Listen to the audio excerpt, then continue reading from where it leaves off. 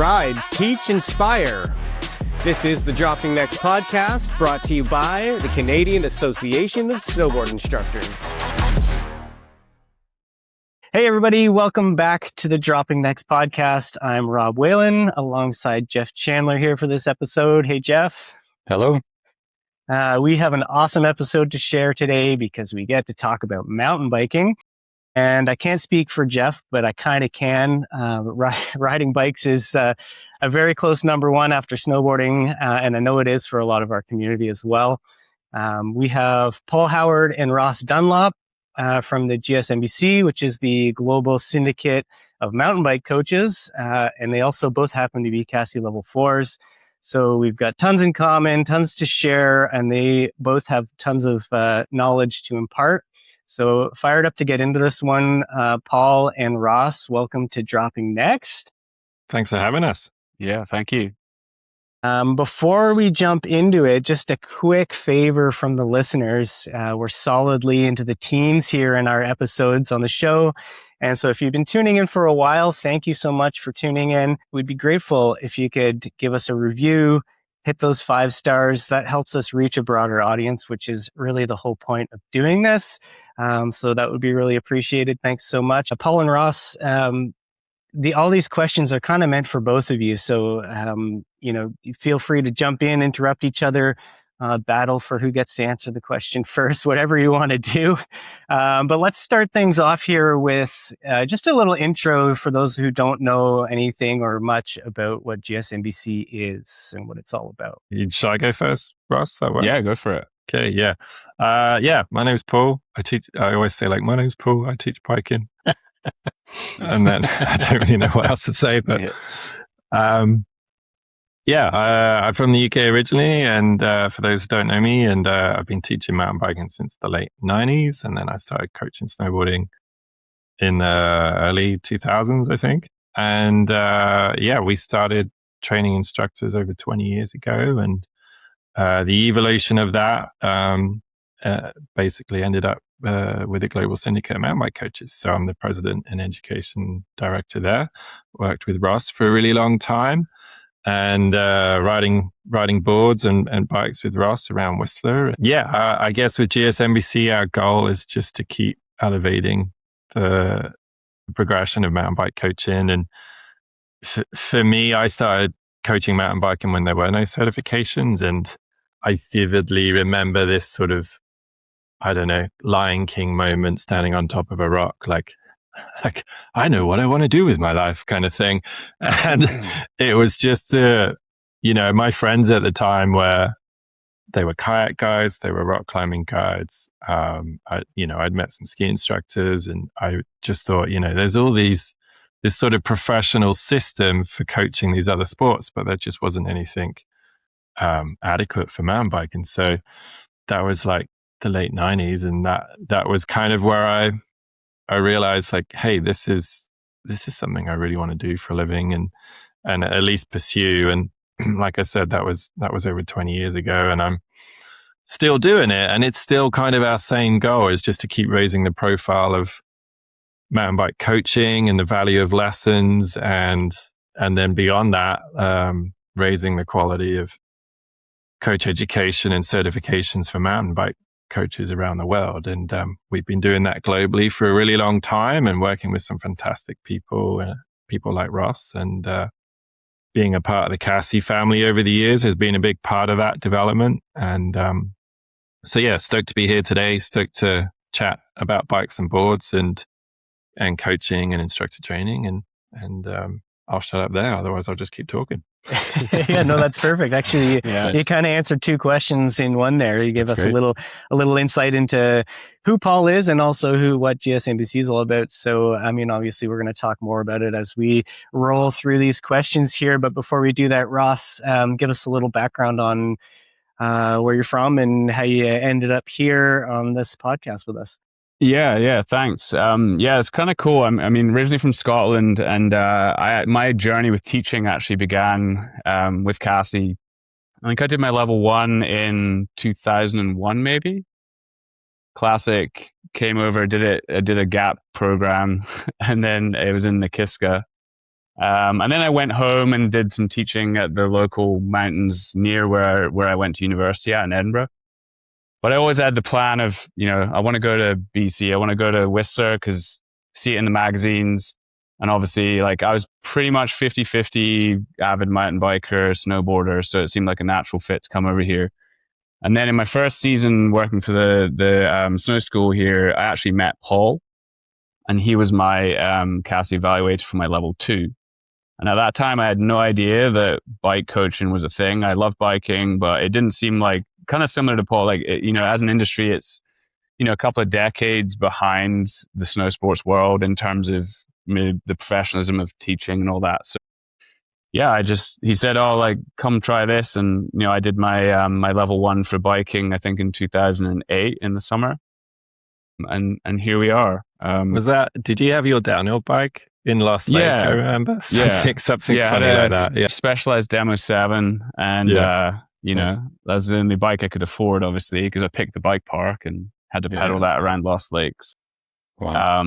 And then it's funny, and then went through the CASI system. And I feel like I think I might have met Jeff in my level 3. I think that's, for a lot of people, that might be the gateway to meeting Jeff. Is once you get to level 3, all of a sudden you're allowed to meet Jeff.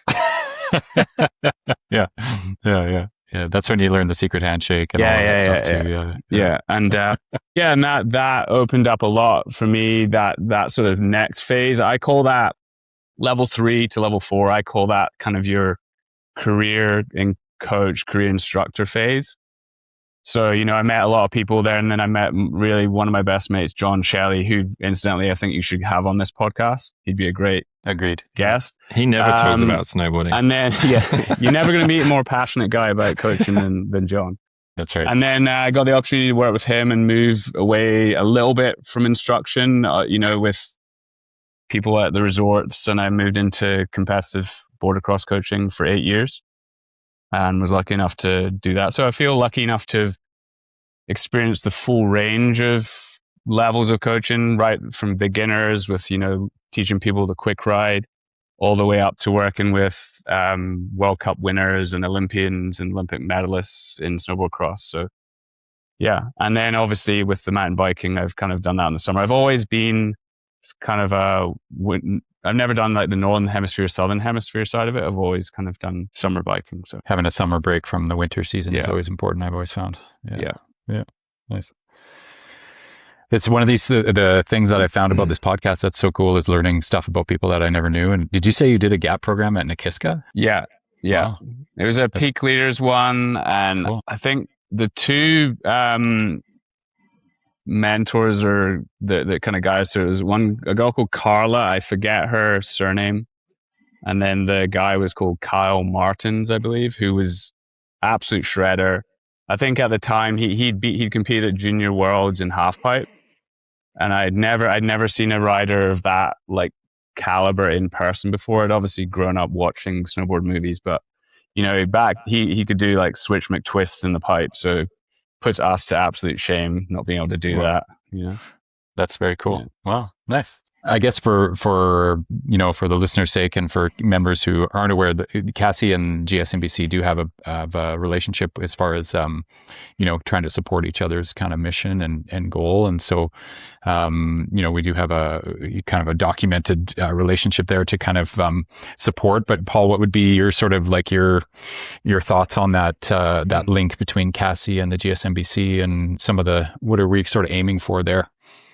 Yeah, I mean, I think on just a human level, a lot of us are friends and we know each other and we work together for years on bikes or boards. And there's a lot of that human connection there where a number of the GS team are also CASI members and teaching CASI courses. And for us and for my background, I've been teaching CASI courses for, 20 years or something, maybe a bit less, but it's just a natural evolution of what we do. Like a lot of us are coaching biking, we're coaching snowboarding, we're training instructors and coaches year round in both sports. And for me, I'm always looking for innovation and ways to improve. And every time I do a CASI course, I'm like, oh, how could we improve this? And then every time I do a GS course, it's the same. So I feel like we're all working with the same values and the same goals to just constantly elevate each sport and elevate the training of coaches and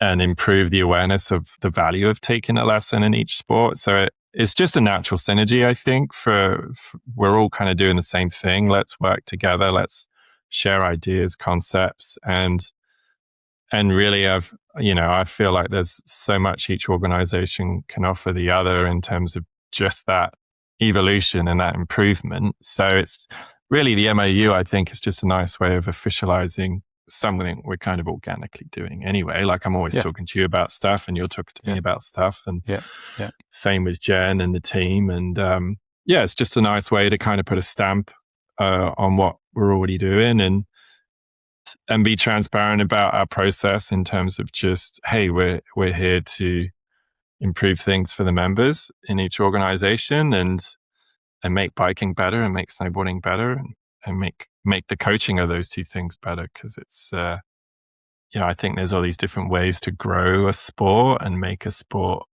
more inclusive or more accessible. And for us in our little worlds, coaching is one of the big pillars to achieve that. So,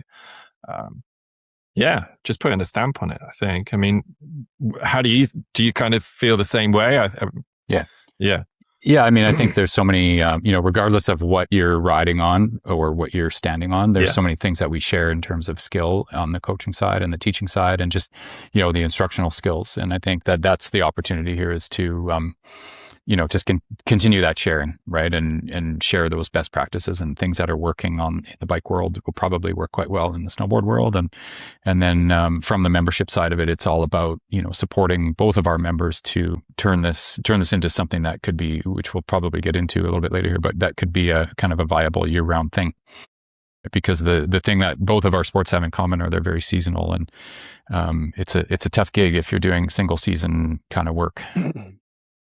Yeah, I mean, that was honestly when I started coaching mountain biking in the late 90s, at the time I wasn't coaching snowboarding. I was still at university. As soon as I graduated, my immediate thought was like, okay, I can coach biking in the summers, but that's not a career. Like, what about, how can I do this as a year-round job? So in a way, for me, like day one, it's always been about coaching as a year-round job, and then I just flipped sports. So I've never really looked at it through a lens of like, I'm just a mountain bike coach or I'm just a snowboard coach. Like for me, I've always looked through it as a lens that's just like, I'm a coach and I just swap sports. And doing those two sports just makes me way stronger, I believe, at each one. I'm a better snowboard coach because I coach mountain biking and vice versa. It's such a cool connection, being able to do both and like directly apply the skills you get from both together and kind of blend them. Like we often talk about, the soft skills that you get from teaching snowboarding, particularly, is what we talk about most often here, and how we can apply that to our everyday life or our day jobs or whatever. But you're getting to directly apply those soft skills to another sport with a lot of things in common. That's really such a cool opportunity. Yeah, and I think that it's kind of a nice refresh as well, because then you get a different subject. Although it's very similar, you get a different subject, a different terrain, different medium to basically do a very similar thing. So your expertise in the coaching and the teaching side of it is still on point. But I find that my first, whether it's my first mountain bike related course or lesson of every year, I have to almost like recalibrate. Okay, I'm on my bike now. I'm not on my snowboard, and there's a little bit of a shift, but it's very familiar still. What is it about? Like, I know for myself personally, I know the why the two kind of work so well together. But what is it sort of in your mind, Ross, about like mountain biking and snowboarding? They really fit as complementary activities. Like, what do you see in that? Yeah, I think for me personally, on an even non-coaching level, I think the reason I'm drawn to it is I love that feeling, the sensations you get from doing a really nice turn, or getting a nice air in a jump. So I like to call these sports sensation sports, not extreme sports, because I think I'm drawn to the sensation. I'm not personally drawn to a fear. So that's similar. But I think as well, a lot of it is based around starting from a solid baseline of stability And then being able to move it athletically with terrain is very common for both of them.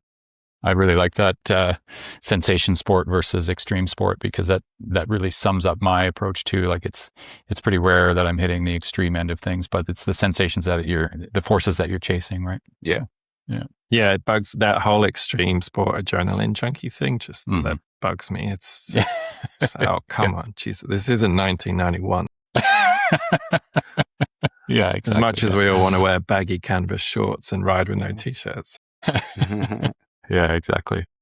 Yeah, I like to think that both of the sports have grown up, and like on the snowboard side, the one thing that always bothers me is the talk in the lift lines about the snowboarders this and the snowboarders that, and I always say the same thing. Like, it's not 1998 anymore. Like, come on, this is not a trend, right? Yeah, it's a bunch of 40-year-old dads carefully riding around the mountain, right? Exactly, right? Yeah, exactly. Yeah. So we've talked quite a bit about instruction, sort of interchangeably using these terms, instruction, coaching, and what, from your perspectives on the GSMBC side, what do you sort of see as the differences between the two, instruction versus coaching, and how do you sort of approach that? I mean, it's you could have a 3-hour podcast on the difference between instructing and coaching. Like, for me, it's interesting. I was chatting to Ross earlier about this. Like, yesterday, I was doing an adaptive apprentice coaching course at Sun Peaks, and I literally asked the group that question, like, why do you think in GS we use the word coach and not instructor? And invariably you get these kind of different answers. But it was kind of cool just to see their response. And a couple of the sort of main answers I got from them was like, well, a coach is a bit more supportive, or a coach kind of is a bit more holistic. And what struck me is their answers had nothing to do with competition. And it kind of made me reflect. I was like, in the winter, traditionally, the word coach is applied to a competitive student, an athlete, or some kind of long-term athlete development plan, right? And then the word instructor is kind of implied to like the recreational context, like a snowboard lesson or a ski lesson. But I think for us, from the mountain bike side of things, I've always felt that the instructors we've trained in the past, especially in the last 5 to 10 years, a good mountain bike coach is doing a lot more than just helping with the technical skills.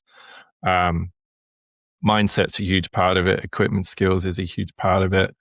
But really these days, since we developed the human-centric approach through our methodologies and really talking about social skills, so much of the role of an instructor or a coach is we have to connect with the human in front of us, and we have to adapt the lesson to the human in front of us. And really, what label at the end of the day best describes what we do out on the snow or out on the dirt. And for me, in today's context, I feel like, what we're doing out there, whether it's a bike or a board, it is a bit more holistic, and we aren't just there to teach drills and skills. Maybe traditionally that was a little bit more how things were viewed, but definitely from the biking side, really what we're trying to do is empower people to think in like, you've got a client with you, whether they're competitive, whether they're recreational, you've got a human in front of you. Your job as a coach is to support their development.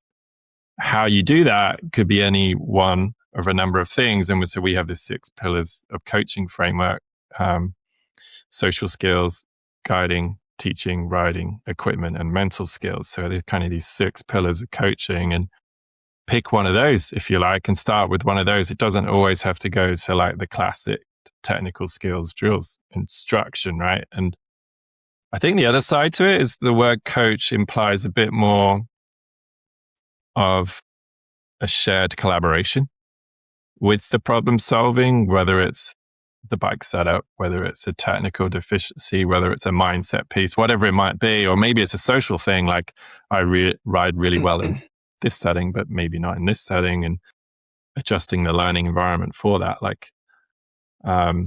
So yeah, like I said, we could go on and on and on, but I think overall, in today's world, I think what we're trying to do on GS is by using that word coach, it better describes the holistic approach that we're trying to get people to consider when they're working with riders, when they're working with students. Yeah, and ultimately it's one of the things that we've tried to incorporate on the snowboard side over the years is that teaching is a decision-making process, and the best teachers out there understand maybe that spectrum between instructing and coaching, and they sort of select the best approach given the scenario that they're presented with, right? Yeah. With any level of student. One of the things that I always sort of disagreed with is this idea that instructing is for the low end, the beginners, and coaching is for the high end. And at any level, there's a time when you need to take on more of an instructional role, and a time when you need to take on more of a coaching role. Yeah, 100%. Yeah, and I think the other way is like we're creating education systems based on today's society, and society, it imprints a certain meaning on a certain word. And so you have this prejudice when you hear a certain word. And so you'll tend to think of an approach based on a label, based on a word. And, there's pros and cons to that. And, we're obviously working in a world where we're trying to not do that with labels, but that is the reality of it. You hear one word, you tend to think one thing. And, but you're absolutely right. I love the fact that regardless of the label, instructor or coach, I think a lot of modern sports teaching, it is more holistic, and we are encouraging instructors or coaches on the snow in the winters just as much as in the summers to, look at the bigger picture, zoom out, what is actually going to help this student today. Mm-hmm. Yeah. Ross, what are your thoughts on this? Yeah, I mean, I love what both of you are saying there, and I think Paul was commenting maybe a bit more about the overall picture of it. I've been thinking a lot about kind of what you've been thinking about, Jeff, in terms of how it shows up, maybe in like a specific situation, and I've been almost sort of trying to tie it a little bit to the skill development model, where say someone's in that initiation or acquisition phase of their learning. Perhaps my decisions when I'm teaching might be a bit more instructional because they don't know how to do it yet.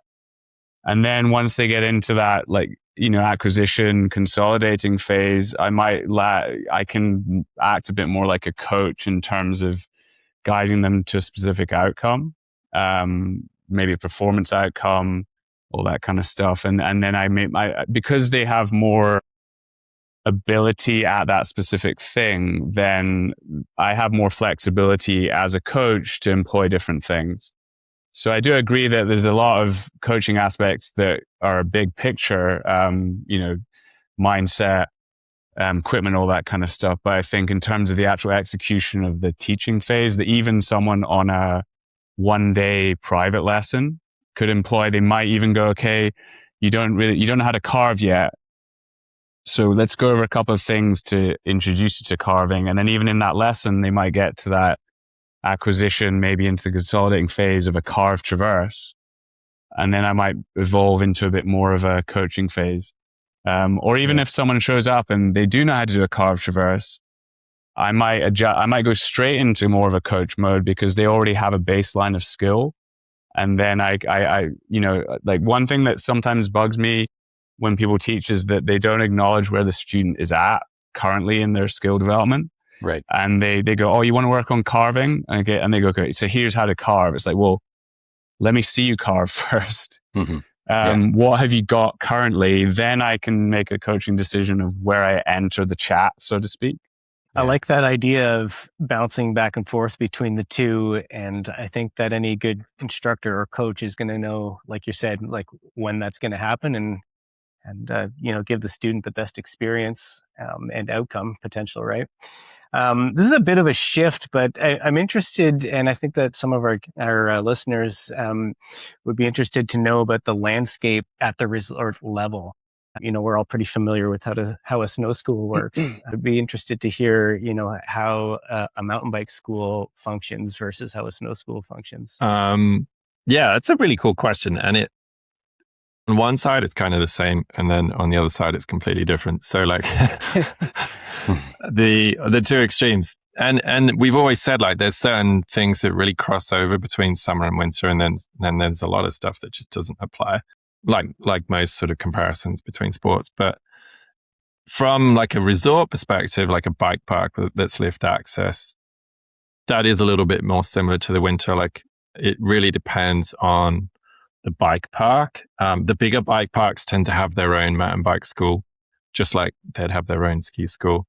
But the model in North America is very much like the ski hill has their established ski and snowboard school, and they don't let external operators come in. But Europe, as we know, is different. Like different European resorts kind of just let any private business set up their own ski school and snowboard school, and there's pros and cons to each of those models. But in terms of the summer, it's a little bit more like the European model. Like even in North America, whilst there are a bunch of bike parks that have their bike school in there, they'll still allow external operators to offer coaching or programs in the bike park.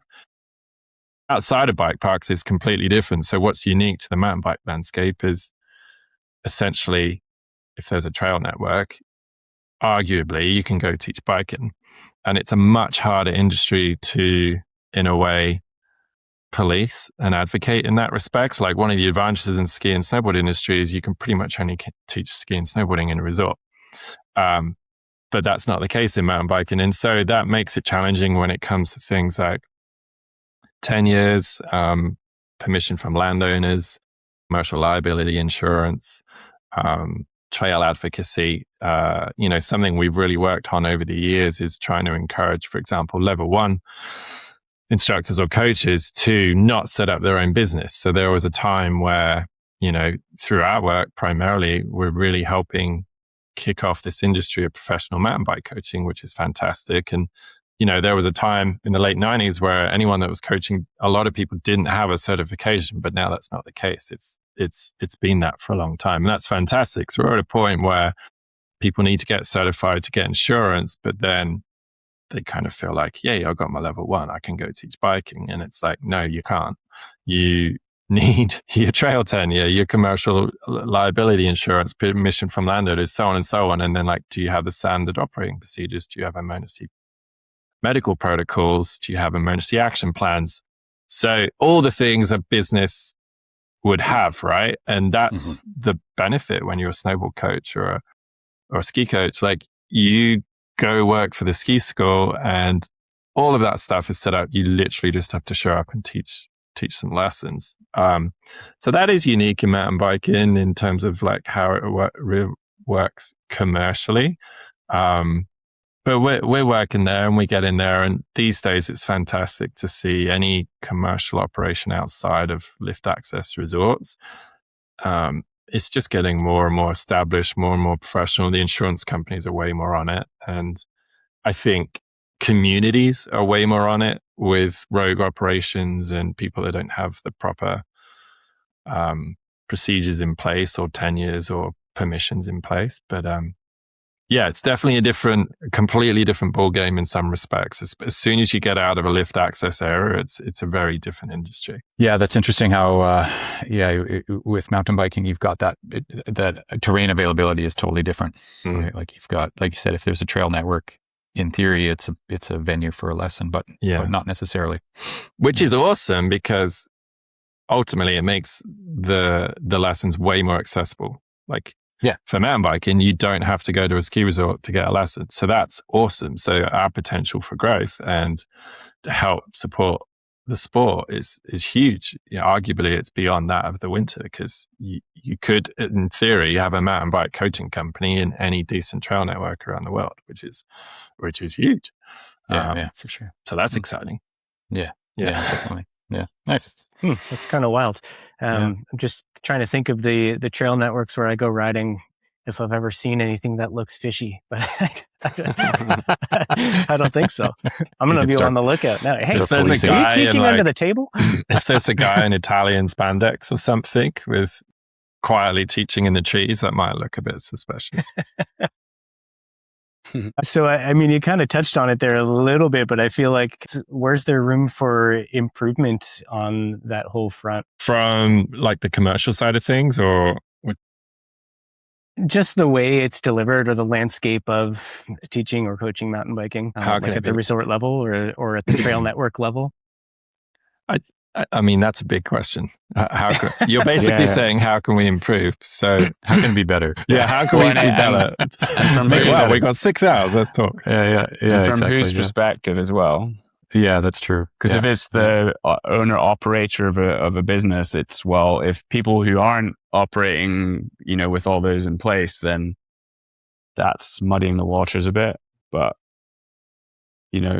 from the end user's perspective, maybe as students, I guess the benefit potentially is more choice, but it can get potentially confusing. Like the Sea to Sky has a lot of coaching businesses. And so the market can potentially feel quite saturated. So, but I feel like it kind of, in theory, it should elevate everyone. And I think that the Sea to Sky especially has been a bit of a hotbed of coaching over the last decade plus. And I think there's a lot of decent people. So it kind of inspires a lot of us, myself included, to still try and elevate my game so that I'm hopefully operating near the top end of all that. 100%. I mean, it is interesting because, I think a rising tide raises all ships, right? And it's the same in the winter. Like we're always looking to improve our education and certification programs, and why? A, we want to do a better job, but B, as Ross said, it's all about the end user, the person on the street that either wants to get into the sport or wants to keep progressing in the sport. And I think the two pathways to that are the awareness of the value of taking a lesson. Like we need to keep pushing that. And I think traditionally, certification bodies and structured training systems, we do quite a good job of sharing the value of why you need to take an instructor course or a coach course. But we drop the ball when it comes to marketing and spending time just talking to the average rider or the average boarder and just saying, hey, here's the value in taking a lesson. Because if we're not promoting just A, the sport, first of all, and then B, the value of a lesson, there's no point us promoting our education or certification programs. We really rely on the existence of people wanting to take lessons. And if people don't want to take lessons, then we don't really have much future. So, yes. Yeah. So I think overall, where can we improve? And I would, arguably say we could do this winter and summer. It's promoting the value of lessons, and even just promoting the sport and trying to make the sport more inclusive and exciting and inviting for anyone out there that's not doing the sport. I mean, the fact that we were talking about like the adrenaline junkie kind of 90s extreme thing, like mountain biking still struggles with that. People are like, I'm not going to mountain bike and it's dangerous. And you're like, it's totally not dangerous. Like it's less dangerous than sitting on a couch and getting fat. Like, like I taught a 74-year-old granny to do the A-line drop. Like it's not dangerous. It's a good trail design, really good bikes, some good coaching. You can really minimize risk. Just like any sport, it's no more dangerous than going for a round of golf and pulling your back out, or sweeping the garden and pulling your back out, which is what I did this morning. So after 4 days of mountain biking, and then I hurt my back this morning. You adrenaline junkie, you. Yeah, doing some gardening. So yeah, I think promoting the sport, promoting the value of lessons, I think a lot of what can help our organization starts with those two things, probably. Well, and I think that the snowboarding probably has one of the things that I've always liked about mountain biking is how it's done a good job of providing. I think I mentioned this on a previous episode. I think we were talking about something similar with Lars, but mountain biking has done a good job of creating opportunities for lots of different people to participate. And so if I open a bike magazine on a shelf, on a rack in a supermarket or a grocery store, you've got lots of different types of mountain biking pictured there. And I don't know that snowboarding's done such a great job on that, although it seems to be changing more there seems to be a renewed interest in, or a kind of a new interest in just becoming a technically better snowboarder now. But I don't think that was always the case. So. Yeah, it's almost like, people would identify, they're a park rider, or they're a carver, all that kind of stuff, where it's like reality is you need both those things really pretty dialed to be good at either of them. So yes. Yeah, exactly. Right. I suppose in mountain biking though, you do have, your trail riders, your dirt jumpers, but I think probably what you're talking about, Jeff, might be down to the fact that you need a lift, really. I mean, you can go you can go split boarding, but you need a lift to go up to go and snowboard properly. Whereas I could just go out the door here when we're done here and go for an hour-long pedal on my own will. I don't really have a time limit that I need to do it other than daylight. That's true. Get some lights. Exactly. Yeah. The accessibility is different for sure. Yeah. Yeah, that's true. Well, I think you all did a great job of answering what seemed an unanswerable question. So we got there. We're coaches. Job. We can make stuff up. It's there fine. you go. Yeah, nice. yeah. Just using those soft skills again. So this kind of transitions nicely into our next block of questions, which is around the Sportsense app. And Ross, I just thought I'll kick this one over to you to give the Cole's notes on what is Sportsnet. It's a TV channel, Sportsense, and who's using it.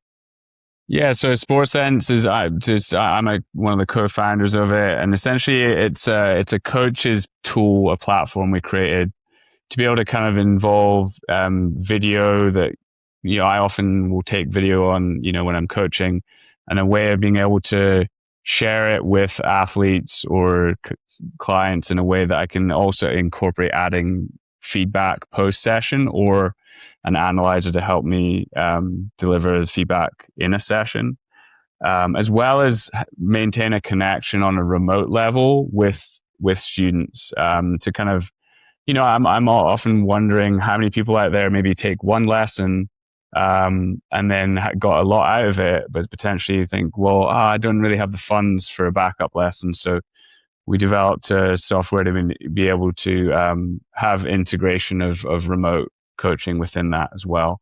And within the GS courses, we've been using it on courses to be able to just sort of track how people are riding on the course and potentially give feedback to them based on video that we've seen. And then there's a clear understanding on their point that like the visual evidence, okay, this is how you're riding right now.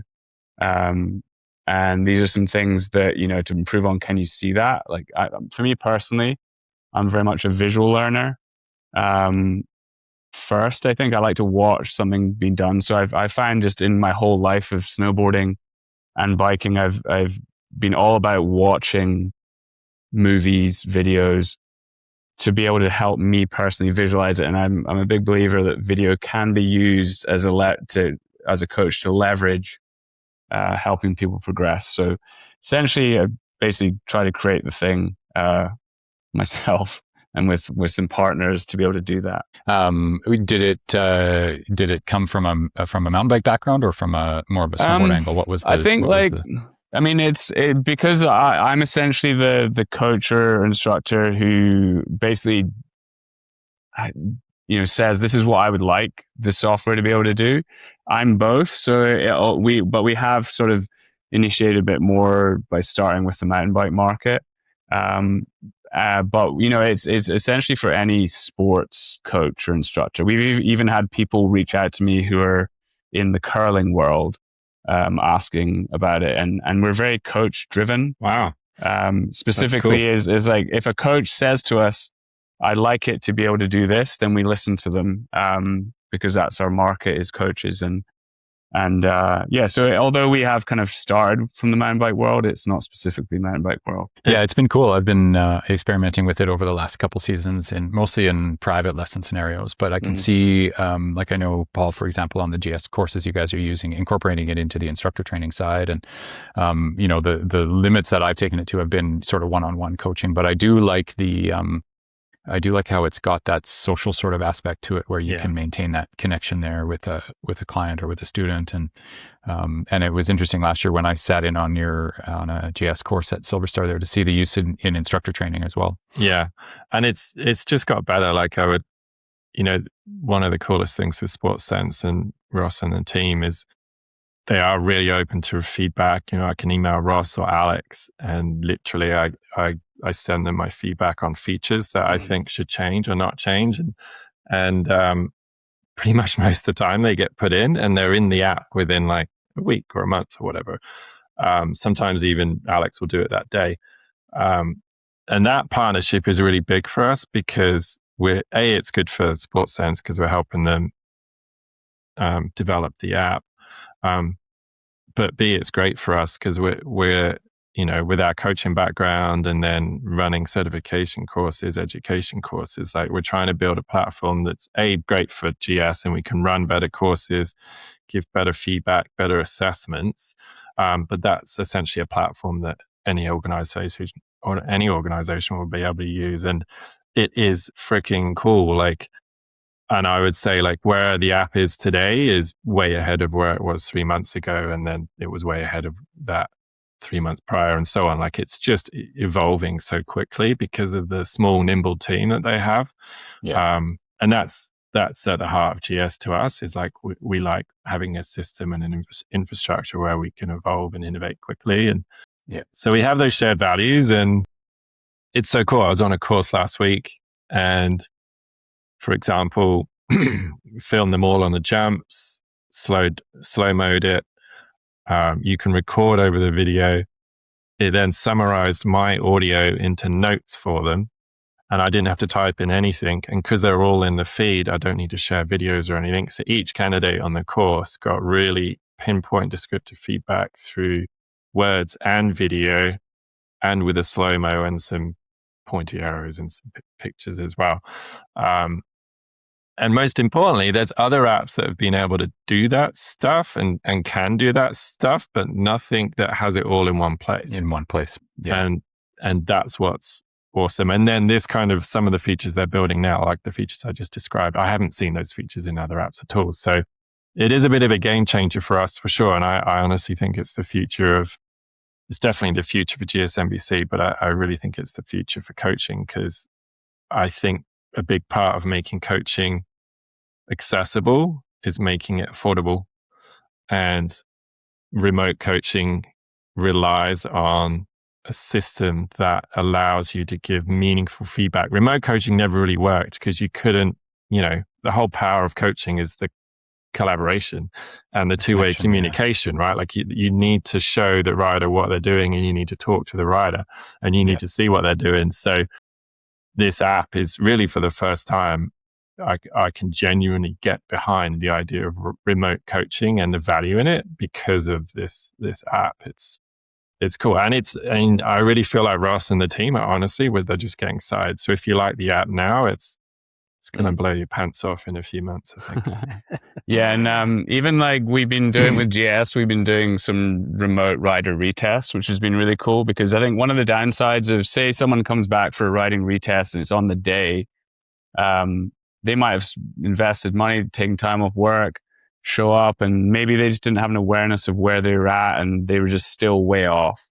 So I got a couple of videos from someone who did a level 1 course not that long ago, and they submitted for a riding retest, and they were still quite a ways off. But we have like a window of time. So I messaged in the app. I said, hey, it's not time sensitive. Here's a video of the thing you need to get better at. This is a good example video. Go away, practice. Once your attempts look more similar to this reference video, send the video in, and then we'll kind of reassess from there. And therefore, it's more growth driven and I almost have that coaching relationship. And I think she's from Australia, so that was really cool. Yeah. And for me personally, it literally took me 5 minutes just to do that in app. So it doesn't take me a ton of time to do that. And hopefully they're feeling pretty stoked because they're feeling supported as well. So that's an incredibly powerful feature. Yeah, that's very cool. To be able to do that. I think it will change the game of riding retests for sure, 100%. And it will just make that part of the education certification system way more progressive and encouraging. Yeah, student focused or participant focused. Yeah, and it goes back to that like just human centric approach. Like it's stressful and it's costly to do these certifications. So can we find a way to maintain the same standards, but to make it more positive in terms of like a process to go through as a coach that's potentially struggling and they want to get there, but they're just not quite there yet. Yeah, right. Yeah, and quite often there's a bit of a disconnect with people's understanding of their own riding relative to the standard. So it's really easy to communicate that when you have a video. And then either it might be, hey, you're not ready yet, don't come to the course. unless your goal is purely just to learn, but it's not, you're not going to be at the standard yet.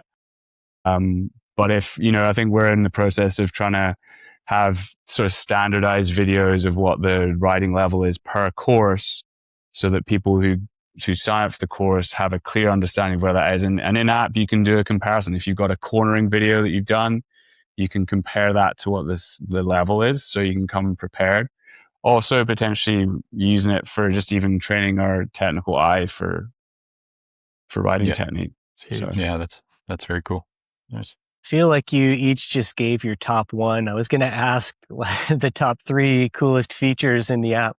Well, actually, I'm gonna credit Paul with this one of my favorites. It actually came from me observing the CASI level 4 exam I think it was in February. Yeah. And so they were doing like the riding, the tasks. And one of the challenges I think when you take video is like, if you don't have anything to organize, you just have a bunch of thumbnails, you don't know who's who, and there's a lot of admin after. So that can be a bit of a barrier to why people might use video. But Paul was like, it'd be really cool if I could just film and then talk about what I'm seeing and be able to tag them. And I was like, okay, I'll see if they can do that. So now when you take a video, I could say Jeff carving. And then while I'm filming, I could go, oh, that was pretty good. Oh, he's a little bit late on the edge change on that one, or something like that. And so that audio that's embedded in that video, when it goes into Sportsense, it, like Paul said, it takes the transcript, it tags the rider, it tags what they're doing, whether it's carving or in a mountain biking sense, berms, whatever. So it means that it already does all that organization in real time. So it saves me a bunch of time. So that is probably my favorite. So Jeff is under late edge change, is that right?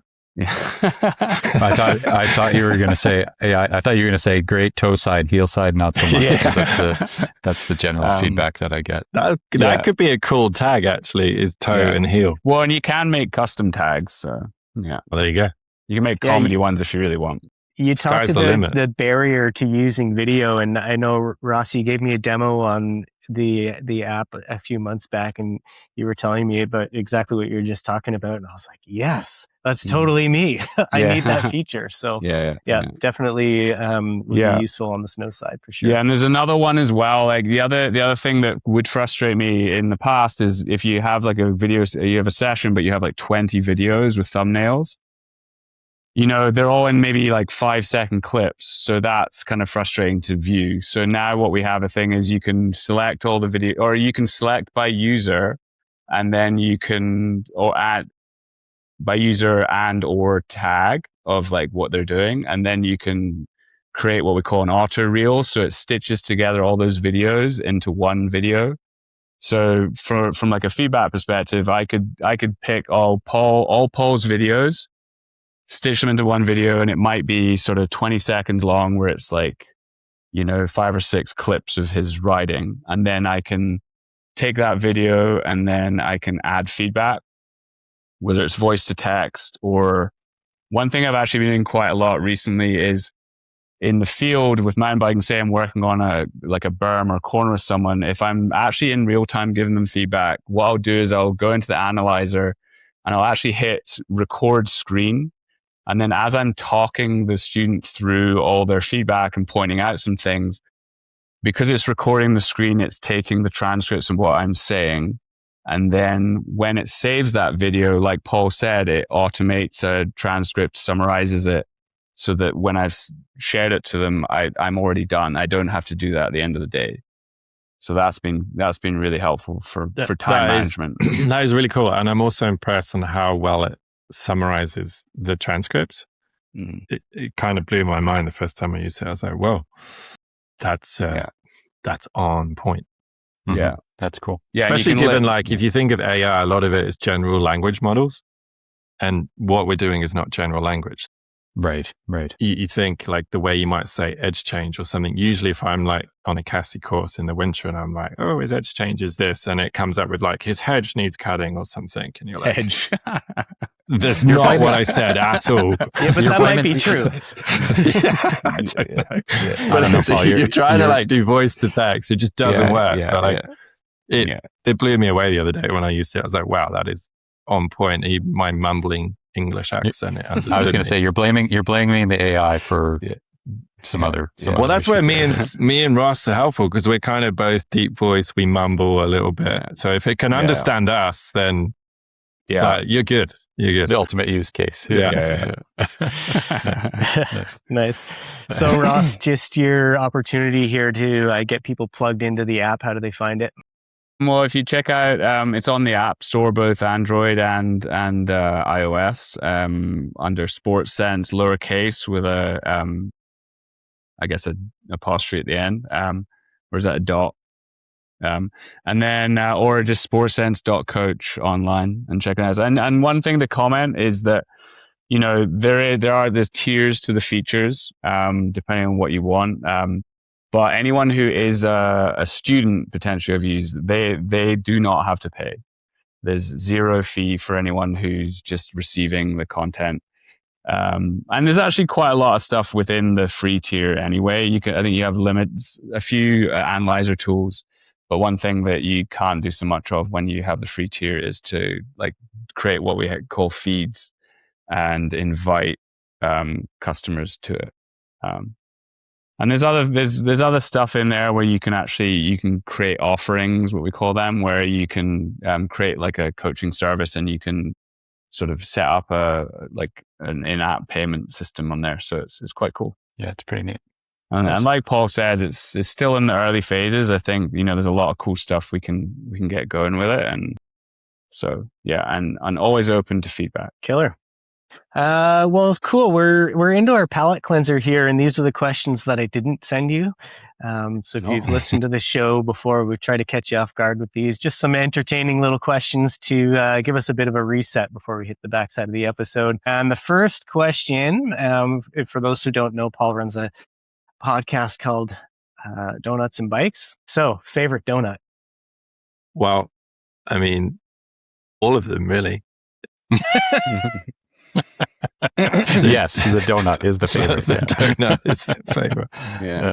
It just depends. It's a bit like saying, what's your favorite song? Or I don't know. I would say a fresh donut. The one out of the, the one that's just been made.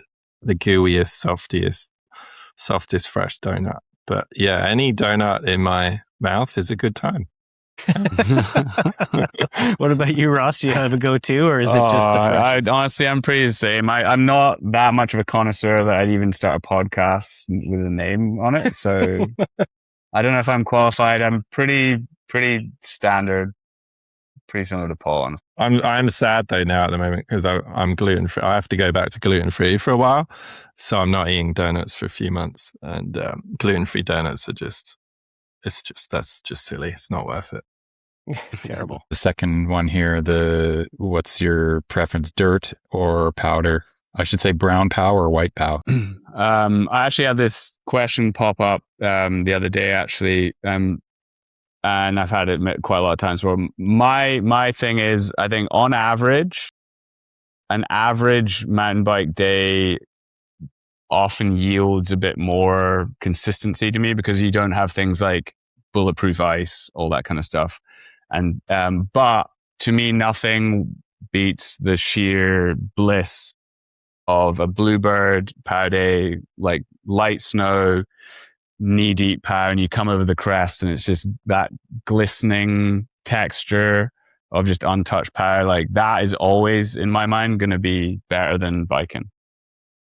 Yeah, I'd probably agree with that. I think the highs of the highest snowboard days are they're untouchable.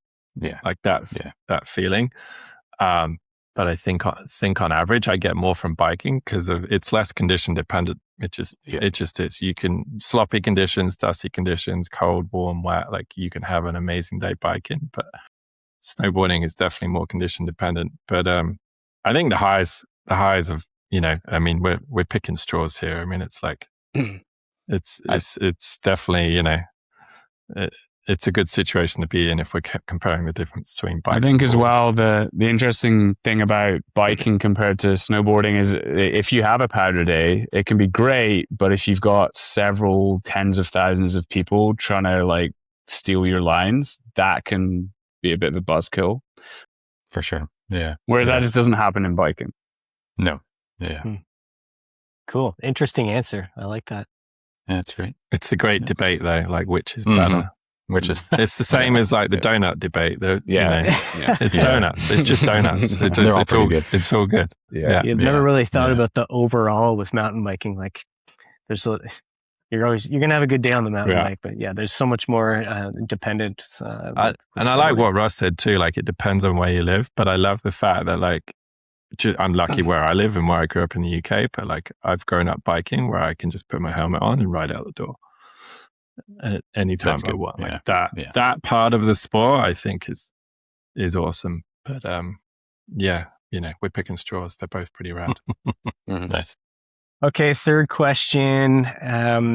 Do you have a tip that people should steal? No. Apply in their everyday life? Like with biking or snowboarding? Pick your Doesn't adventure. matter. It could even be donut related. It's pretty... Or gardening. Donut related. I would say generally, to speak to the CASI crew, I would say don't limit yourself. It's such a cheesy thing to say, but like every year I see people on courses, both winter and summer, thinking like, oh yeah, I'm not sure about that. I don't know if I can do that, or I can't do that. And I think the key is just remembering to play and just keep doing lots of different things. I think there's definitely mountain bikers that only mountain biker, and there's snowboarders that only snowboard. And that's great that you're so passionate about one thing.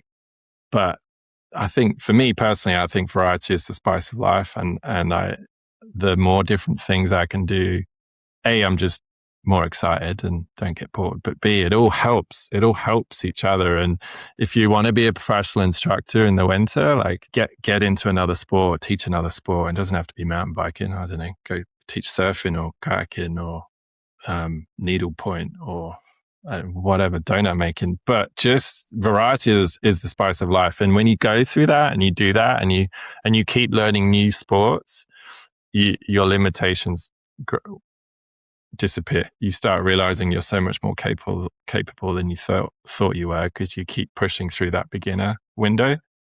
The amount of times I thought I couldn't do so. I never thought I'd be a CASI level 4. I met Jeff in Big White, the legend that he was.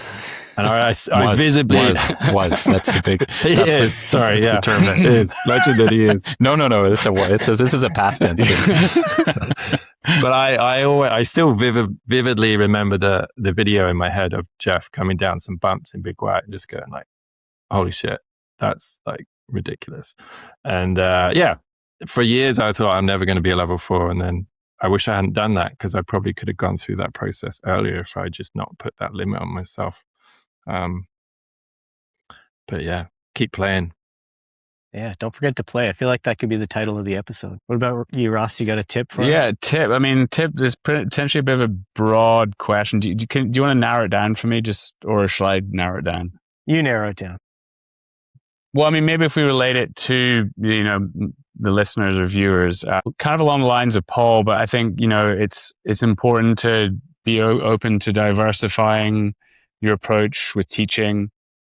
Sometimes with intent, just go, you know what, today I'm actually going to try and avoid talking at much at all, and see how that hits with your students. I'm a huge believer in setting out an environment of just allow for safe mistakes. We talk about that a lot with mountain biking. And ultimately the learning comes mainly from the student. So yeah, just be open to allowing them to kind of be a little bit in charge of their learning journey, rather than sort of putting pressure on ourselves to do all the work for them. That's awesome. I love that. That's how the collaboration. Yeah, and I love that, because that's how the collaboration happens. Like you're using the student. It's like a doctor-patient scenario. The more the patient can tell the doctor about what's going on, the quicker and faster the synopsis. So, I love that. Yeah, that's very cool. Hey, quick break from the show to tell you about one of our title sponsors and Pro Deal suppliers, the IPA Collective. As snowboard instructors, we often think of our pro deals as support for us through the winter season, but what's rad about the IPA Collective is that they've got an umbrella of brands that can keep you moving all year long. So whether you spend your summer mountain biking or rock climbing, camping, trail running, whatever it is, the IPA Collective is there to support you in all of your adventures. They've got brands like Rocky Talkie, Scarpa, La Sportiva, Peppermint, Bevo, you name it, it's in there. So unless you're sitting around doing nothing all summer, be sure to go and check out the IPA Collective and get yourself hooked up with some summer pro deals, ipacollective.com, or find them in your member profile and apply today. All right, back to the show. Cool. Well, let's jump into our final block of questions here. And the first one is around the multi-certified professional coach / instructor, winter, summer. What's the advantage to switching sports seasonally versus chasing winter? You have less money in your wallet. If you're chasing, yeah. Your wallet's lighter. Something everyone wants. Yeah. Yeah. No one likes a heavy wallet. It's kind of back to my point I just made, but like, I personally need the break. I think it's just the way my brain works. I thrive off kind of novelty and new things and freshness. I really struggle with like monotony and the mundane. So, and I think a lot of snowboard instructors and mountain bike instructors are probably the same. It's sort of that personality style. So I love the change. I love the switch in seasons, and I just love the different sport, and not just mentally, but physically, like especially for snowboarding. For me, my body's definitely had more issues with snowboarding than biking. Like for me, biking fixes a lot of my issues from snowboarding, because snowboarding is harder on the body and it's asymmetrical, which after 20 plus years, that asymmetry causes some issues for sure. But yeah, mentally, physically, I just love the change of seasons. And like we've said before, like the two sports help each other. I think my bike definitely makes me a better snowboarder, and vice versa. Well, I don't know. What's your thoughts, Ross? Yeah, you kind of opened with that. Hey, Ross, you said this early in the episode. I've never chased winter. Yeah. I mean, for me, I've not really had so much desire to chase the seasons, because I feel like I'm spoiled in the Northern Hemisphere, BC winter. The thought of going to the Southern Hemisphere, where it's maybe a bit less dependable and on the quality of conditions, is a big part of it. But honestly, I think probably the biggest reason for me that stands out as a positive is you get to just live in the same place year round. So you can develop a place in your community. You can, you've got your year-round friends and all that. And whereas I think if you're chasing seasons, you're a bit more nomadic, and that might work for a certain phase of your life. But it's nice to feel settled. It's nice to have a place in a community. And I think more and more the North American sort of ski town areas, ski village areas are enabling that, because bike parks are opening up in ski hills. So I think it's more possible now. Yeah, there's something to be said for that first point there, that consistency of address, right? Like constantly moving hemispheres every 6 months is draining for sure. I mean, and in a way that's expensive too. Like, cause you're flying and moving every 6 months, right? Like, yeah. So it's partly an economical thing too. Yeah. Just digging in, Paul, a little bit more on the physical side, like the from the physical perspective of the two sports. I mean, I've been the same, like after whatever it's been 35 years of snowboarding, the asymmetry catches up with you, right? And we're on the sort of the pointy end of the spear of that, because it's, snowboarding is hasn't been around much longer than that, but there's something about that asymmetry that comes back to kind of haunt you in a way. And the nice thing about biking is that symmetry. But what are, for either of you, what are some of the specifics you notice there on the physical side, or differences between the activities? It's kind of to your point too. Like, what I like about mountain biking is there are all these different disciplines. I mean, I find it silly because I grew up biking in the 90s, where it was just mountain biking and you had one bike to do everything. So I still look at it that way, like the XC enduro and freeride downhill, and it's just mountain biking. But what I like about that is going for a pedal and you get all the cardio. And there's zero cardio in the winter, really, relatively speaking. And so cardio is so important. We all know cardio is important, but especially as we get older, cardio is really important. And then the mobility without the weight. So, cycling is non-weight bearing. So you're constantly getting this cardio. It's a non-weight bearing exercise. So any kind of niggling injuries or sore knees or whatever it is, stiff ankles. I've had bad issues with like my right leg, my right ankle and knee. And biking essentially sort of fixes that a lot. Low back, both sports suck for low back, hip flexors and low back and like dominant quads and weak hamstrings. So that's my issue is all of that stuff, low back, hip flexors, strong quads, pathetic hamstrings. But I hate that place called gym.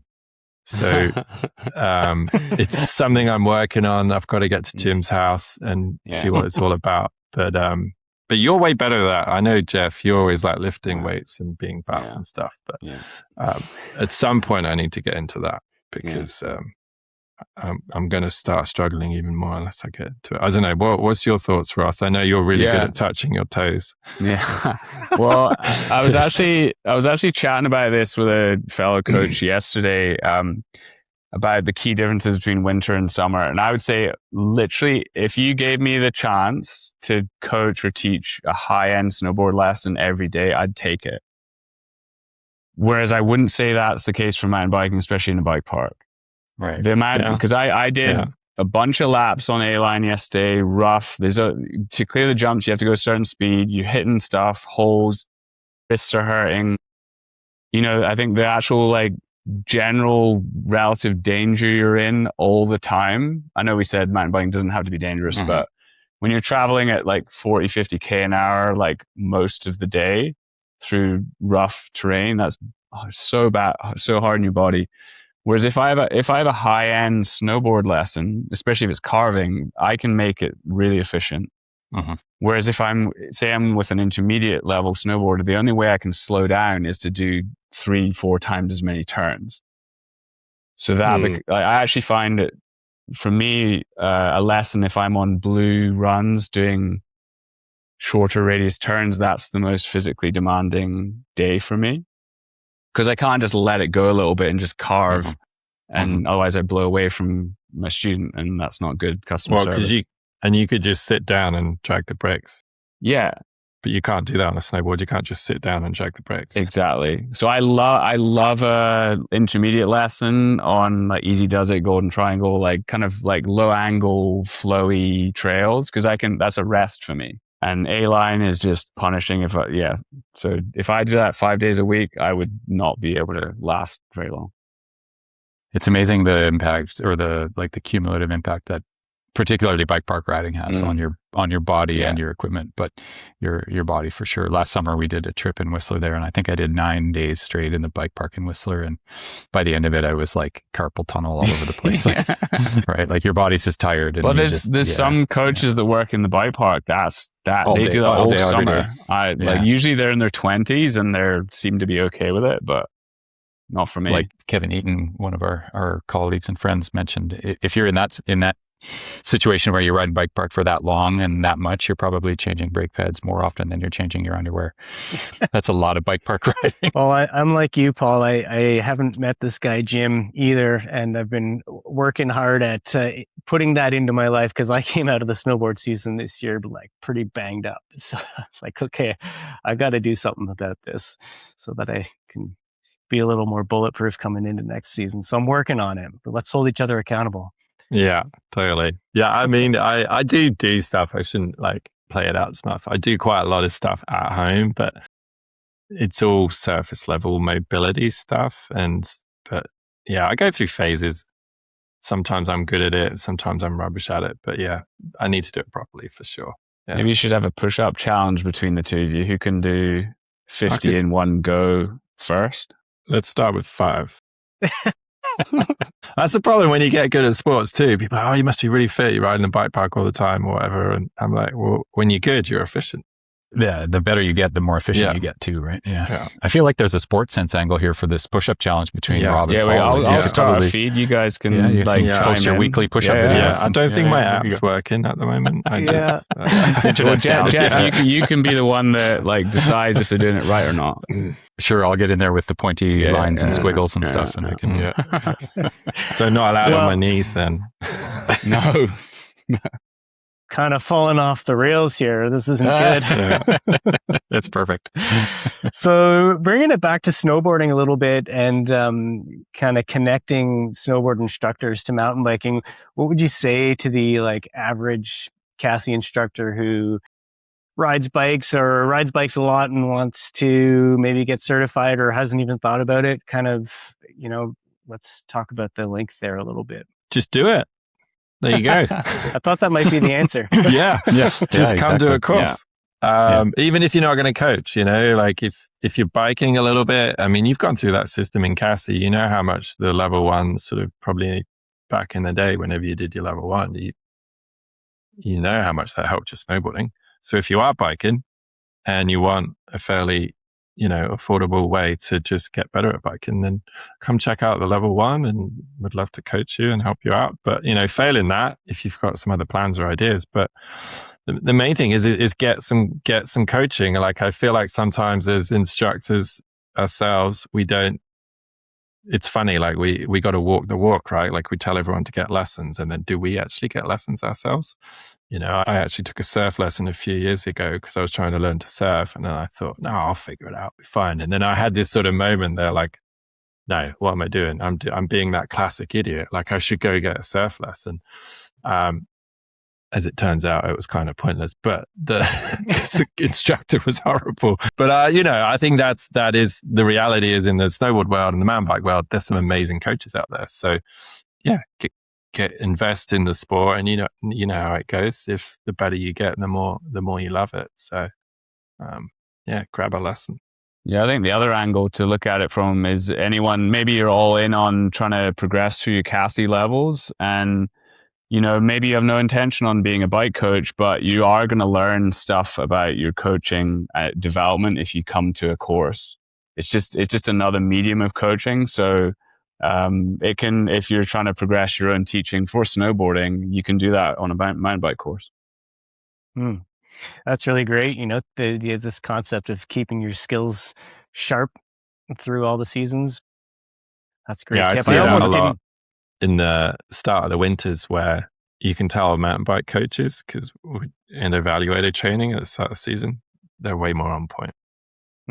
Because they've been coaching all summer long, and they're not rusty. They don't get rusty. Almost didn't ask this question, but I'm glad I did, because it seemed like a stupid question. Like, oh, take a course, of course. But those are some really good takeaways that I think people could employ and make themselves better when they get back on snow. Yeah, it's the same for the mountain bike coaches out there. Like, so many of them do snowboard or ski. Like, go take a course in the winter, even if you're not going to teach snowboarding or skiing. Like, just go do it. Yeah, I think Ross's point about gaining skills that you can apply to your main thing is huge. Like it's so cool to see things explained in a different way, or you can put a little tweak on it to adapt it to your sport, or different ways that you might approach different teaching challenges. I would say as well is the GS level 1 intermediate coaching course. If you think about where the standard of rider that you're going to work with, it's a beyond what say the quick ride is obviously there to help introduce new snowboarders. Yeah. So even if we're talking, and it's up to sort of like a novice level, whereas the level 1 for biking, it's, they should know how to ride a bicycle already. So it's more teaching. We get straight into skill-based teaching. Whereas I think, the quick ride gives a baseline to start with, and then level 2 for CASI is where it really comes into skill-based teaching. Right. Yeah, I'd say our level 1 is closer to the CASI level 2 than it is the CASI level 1. But that's a good point. Just for context. Generally, you're dealing with people who, like you said, can ride a bike. They're not walking straight out of the rental shop with their first ever bike that they've ever ridden. I did teach an adult to ride a bike for the first time in North Carolina, and she was she was 21, I think. Wow. That was a really fun experience. But we basically just dropped the seat, found her a really small bike, and we just took the pedals off and we just turned it into a run bike. Like an adult run bike. Yeah, and she practiced around the football field for a week. And then after a week, we put the pedals on. And so I don't know that I really coached her much or not. I just kind of pushed her around the field. And then she figured it out with the run bike. So, but yeah, that was fun. That's cool. That's very cool. So apart from taking a course to better your own skills for your own riding or your own teaching in another sport, are there parts of the country that cater better to the year-round pro? Well, I guess it just depends on whether you have like how much snow you have. Do you have a ski hill that then has a bike network? I mean, over here it works great because honestly, we can get going with the biking in March, potentially with courses. I ran a course in Kamloops, or you can go to the island. I ran a level 4 module in the first week of April this year. So I literally have zero downtime between, which is nice as well because, one of the challenges for being a year-round pro is sometimes there's sort of sweet spots of time when there is work available. And it can be quite hard to sustain those periods of time when there's not much. And for us over here, I'd say probably that October, November time is the most challenging. But in terms of spring into summer, it's literally straight through. Don't even have to worry. Nice. And so I'm in the East and kind of Ontario, Quebec based, and I noticed that there's some French course offerings now as well, which is pretty sick. Yeah, we've been, we have a lot of our level 1 and so our intermediate coach, then our advanced coach flow and flow tech materials are all in French and Spanish. And then our website is French, Spanish, Japanese, Chinese. So yeah, the global part is really important to us. And then, obviously a huge part of that is the translations. So something we're continually working on, and we're working on Chinese translations right now, and yeah, it's exciting, and it has to be done if we want to make it more affordable and more accessible. So and so we have a number of French speaking mentors that teach courses and Spanish speaking mentors that work down in South America and Argentina and Chile and Mexico, and yeah, so it's a good time. Nice. Cool. Well, sweet.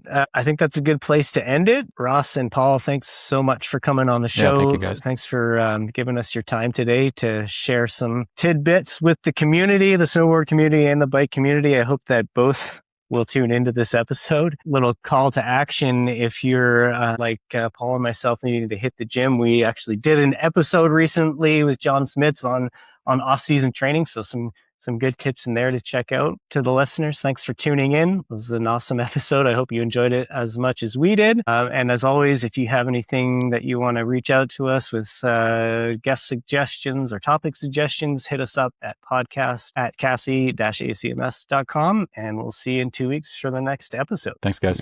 Awesome. Thanks for having us. Cheers.